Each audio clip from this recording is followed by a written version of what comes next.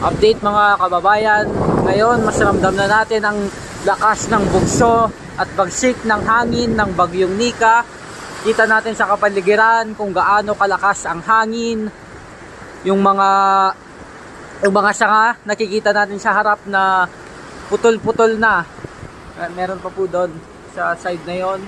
And then may natumbang kahoy. And then marami pa po sa paligid pero nandito tayo sa isang side. O ayan, ramdam natin yung lakas niya. And ngayon lang uli nagkaroon ng ganito kalakas na bagyo dito.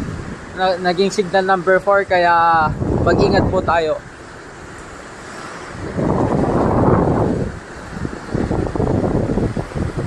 Ayan, makikita nyo yung hangin, pagbugso ng hangin.